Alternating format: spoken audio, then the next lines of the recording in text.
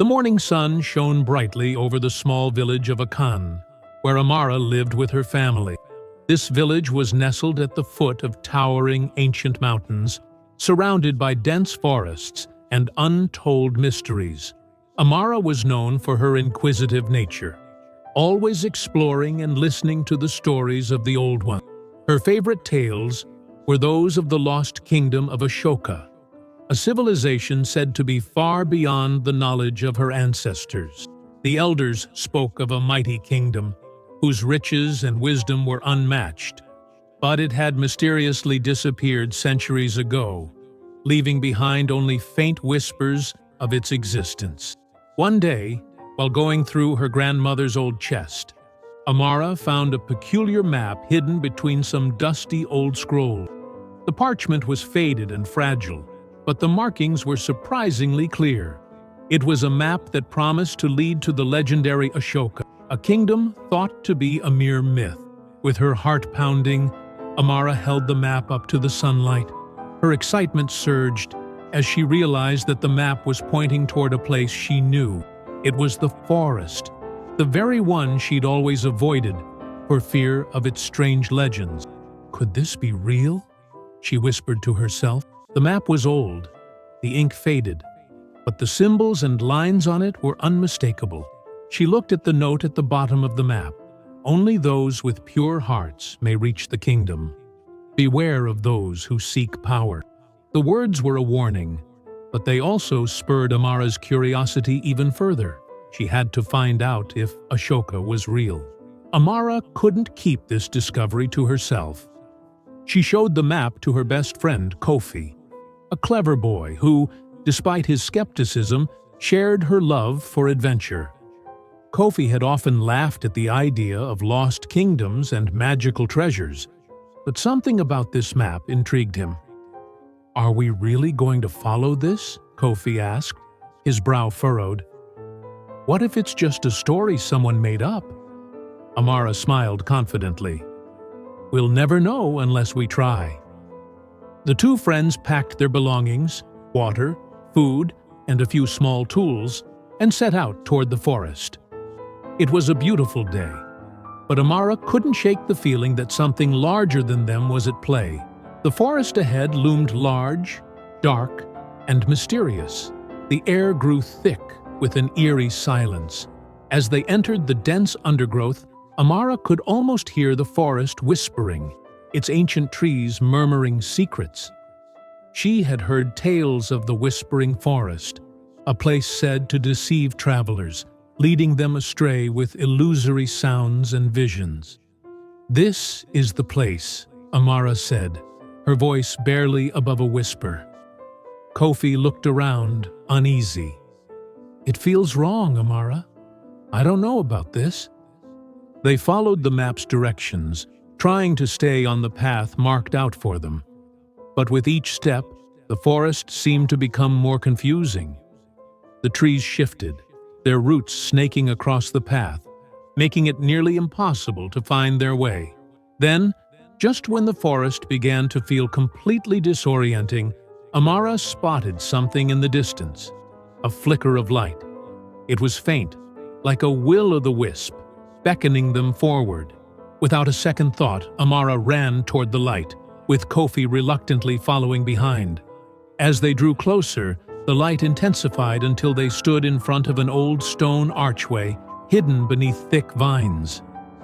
This wasn't on the map," Kofi murmured, taking a step back. The archway looked ancient, worn by time. Strange symbols were etched into its surface, and as they approached, a voice suddenly echoed from within the arch. "Only those with courage may pass. Answer this question, traveler. What is the greatest strength of a kingdom?" Amara's heart skipped a beat. She could feel the weight of the question hanging in the air. Without hesitation, she stepped forward and answered confidently, "The strength of a kingdom lies not in its riches, but in the hearts of its people." There was a long pause. The forest fell silent, as if waiting for something. And then, slowly, the archway began to glow. and the vines moved aside, revealing a hidden path. The path they followed led them to a wide, fast-flowing river. The water shimmered in the sunlight, but it was unlike any river Amara had ever seen. The current moved backward, against the natural flow of the world. "This river shouldn't be flowing like this," Kofi said, his voice tense. "It's unnatural." Amara squatted down at the river's edge, running her fingers through the cool water. "It's beautiful, though," she said softly. "It feels like it's from another time." The map in Amara's hands revealed a bridge, but there was no sign of it in sight. According to the map, they had to summon the bridge themselves. Amara stared at the river's surface, and suddenly she saw the ripples shimmer in the sunlight. She took a deep breath and spoke aloud, "Please, help us cross." To her amazement, the river began to part slowly, revealing a stone bridge, glowing with an ethereal light. The air seemed to hum with energy. Kofi watched in awe. Did you do that?" Amara looked at him, surprised at her own actions. "I don't know, but we need to cross. The kingdom is waiting." They walked across the bridge cautiously, and as they did, a voice boomed from the river below. "Only those who speak truth may pass. What is the greatest treasure of all?"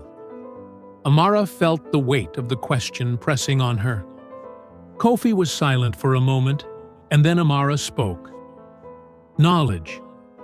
It is the treasure that no one can take from you. The more you learn, the richer you become." The river rumbled in approval, and the bridge seemed to glow even brighter, guiding them forward. Beyond the river, they found themselves standing before a massive structure, the Forgotten Temple. Its walls were crumbling, covered in moss, but the carvings on the stone were still clear, depicting the history of Ashoka and its rise to power. Inside, the air was thick with dust. The floor was cracked, and the pillars were shattered, but the place still held an aura of grandeur. Amara ran her fingers over the carvings, and Kofi stayed close, glancing nervously at the shadows that seemed to move on their own. "Do you think this is it?" Kofi asked, his voice barely above a whisper. Amara nodded, but something didn't feel right. The deeper they went into the temple, the colder the air became. The walls seemed to close in, and the ground beneath their feet trembled. Suddenly, they heard a voice, a deep, gravelly whisper echoing through the walls. "The truth lies within, but beware, the last test awaits. Only one who seeks for good will pass." Amara's heart raced. She knew that the hardest part of their journey was yet to come. But there was no turning back now. They entered the heart of the temple, where an ancient throne stood, surrounded by more carvings. At the throne, they saw an ethereal figure, a ghost draped in regal robes. The figure was no ordinary ghost. It radiated power, but also sorrow. "You dare disturb the peace of Ashoka?" the ghost hissed, its voice like the sound of crumbling stone.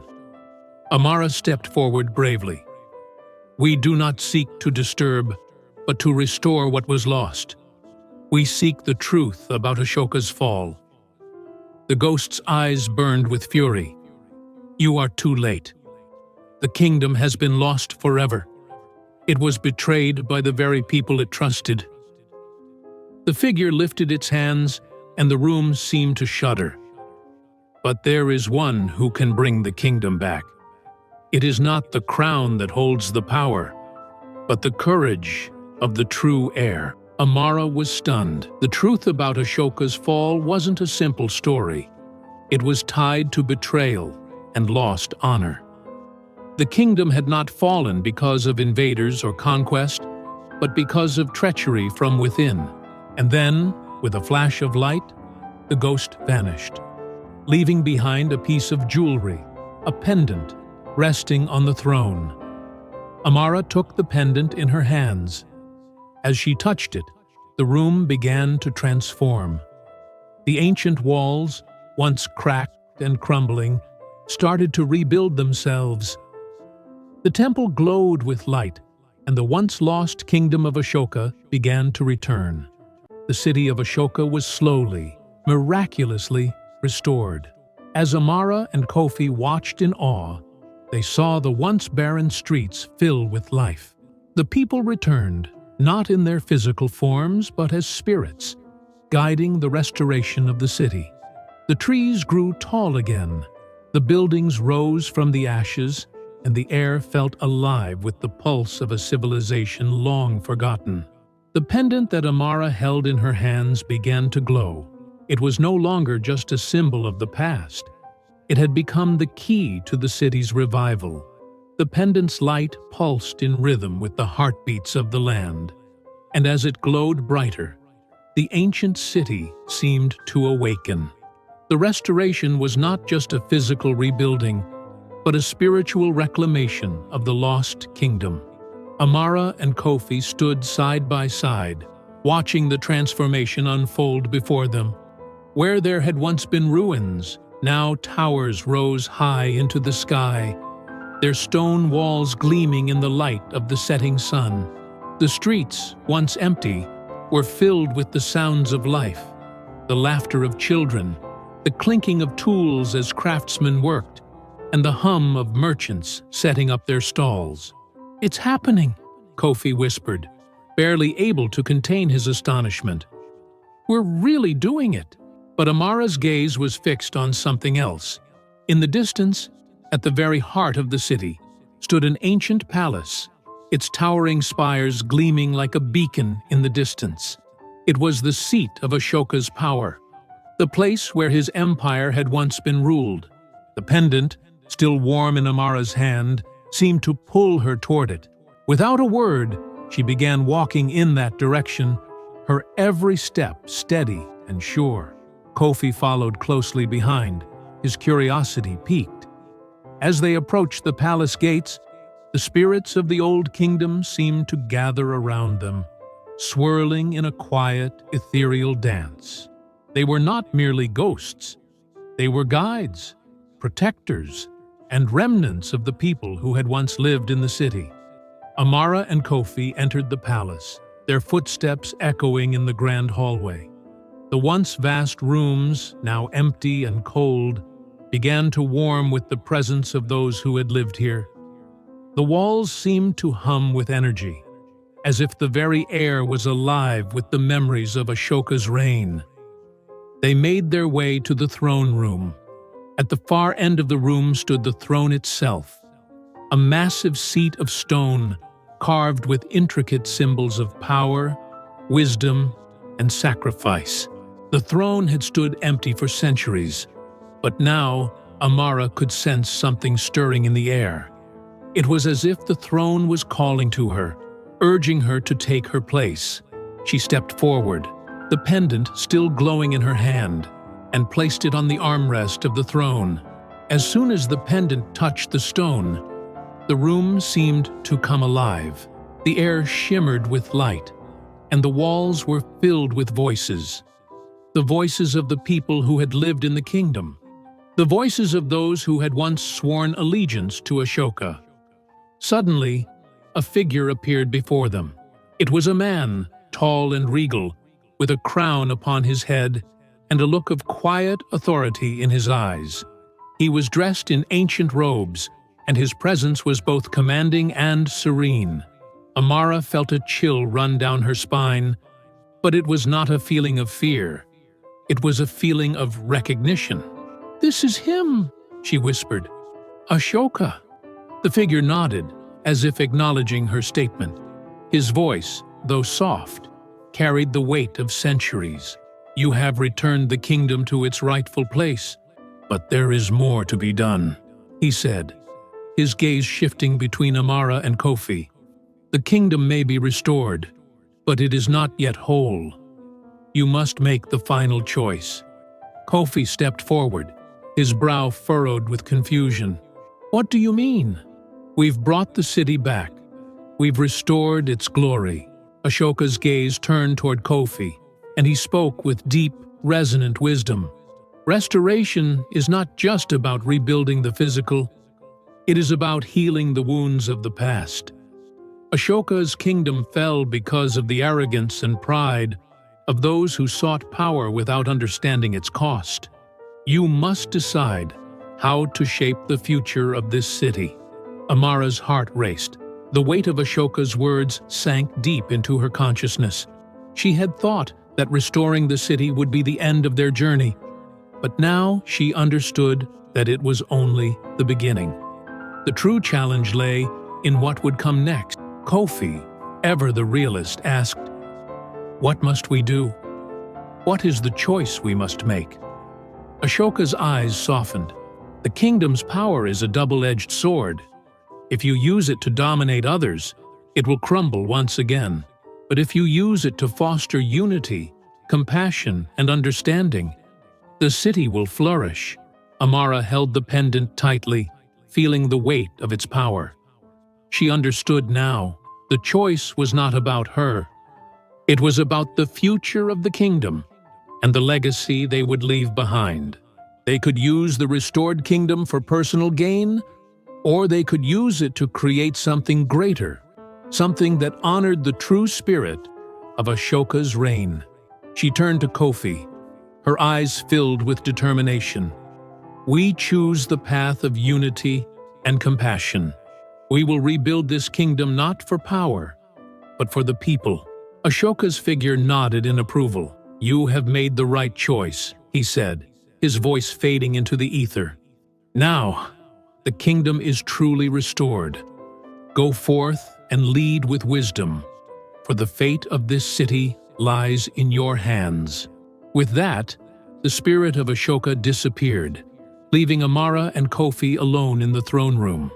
The room was now bathed in a golden light, and the once ruined palace had been fully restored. The city of Ashoka was reborn, not just in its structures, but in its spirit. Amara and Kofi left the palace and stood on the steps, looking out over the city. The people, both the living and the spirits, had gathered in the streets to celebrate. The kingdom was no longer a relic of the past. It was a living, breathing entity, filled with hope for the future. "We did it," Kofi said, his voice filled with awe. Amara smiled, her heart full of hope. "Yes, we did. But this is just the beginning. We must lead with wisdom and ensure that the mistakes of the past are never repeated." And so, the restoration of Ashoka's kingdom became not just a story of rebirth, but a story of redemption. A kingdom once lost to history was now a symbol of unity, compassion, and the enduring power of second chances. The people, both past and present, had found their way back home. And as the sun set over the newly restored city, Amara and Kofi knew that their journey was far from over. It was only just beginning.